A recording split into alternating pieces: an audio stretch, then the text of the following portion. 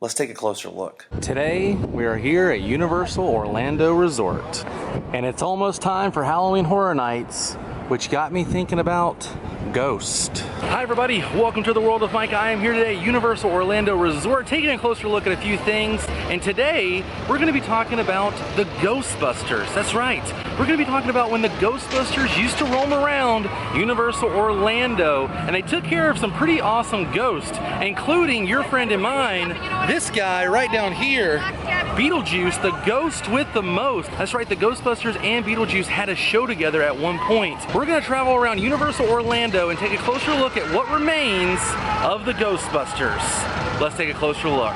And straight ahead is the new Race Through New York starring Jimmy Fallon attraction, which was previously Twister Ride It Out. But do you guys know what was there before? If you or your family visited Universal Studios from June 1990 all the way to 1996, then your family more than likely experienced a spectacular show. Long before this virtual line kiosk and standby entrance was here, to the right of it was the entrance to the Ghostbusters Spectacular show. And back then, this Rip Ride Rocket roller coaster did not exist.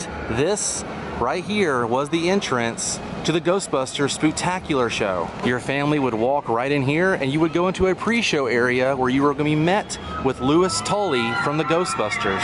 And there are still remains from when it was the old New York City Fire Department. You can see right there it says 89 engine, and this window over here says Above and Beyond Paranormal Travel Agent.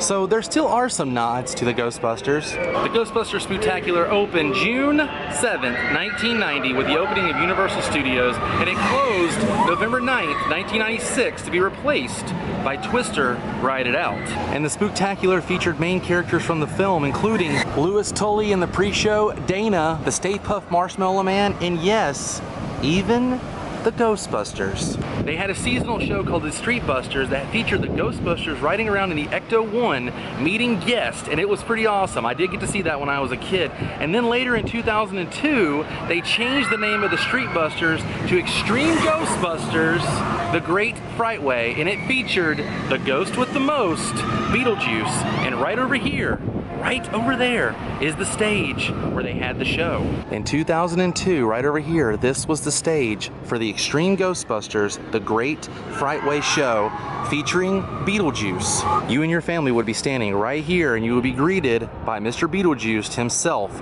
He would be standing right up there.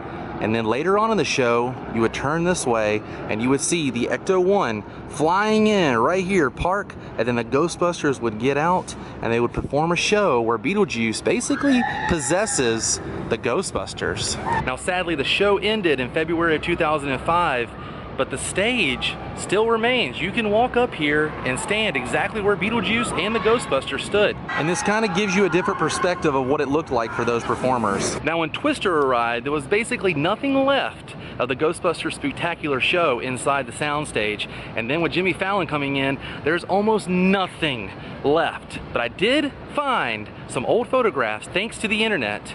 So let's travel around right now and take a closer look at what things looked like when the Ghostbusters were still roaming around here at Universal.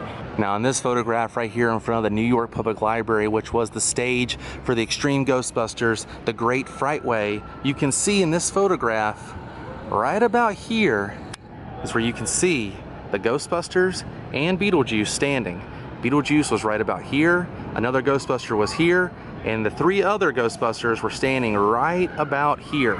This was the stage for the Extreme Ghostbusters, The Great Frightway. And as you can see in this photograph, they had the Ecto-1 parked right there. Pretty awesome. I'm so glad that I got to see that when I was a kid, because it no longer exists on these streets. And right here was the old entrance to the Spectacular show. You can see the Ghostbusters sign right there.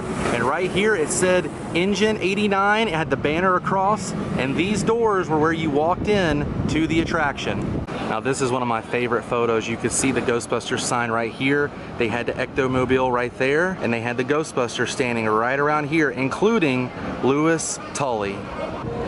And although the Ghostbusters show and gift shop is gone, you can still purchase Ghostbusters merchandise straight ahead at the Film Vault. And as soon as you walk in, look right over here.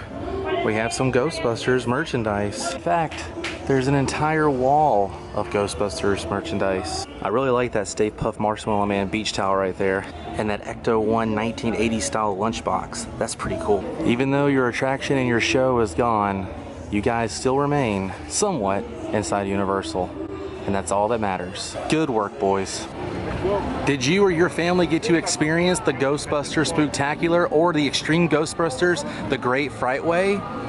I got to experience the Spectacular, and I did get to see the Ghostbusters Ectomobile driving around, but I never got to see the Great Frightway. I wish I could have seen that one with Beetlejuice. So thanks for the memories, Ghostbusters. I'm so glad we got to come back and take a closer look at what you looked like in the past.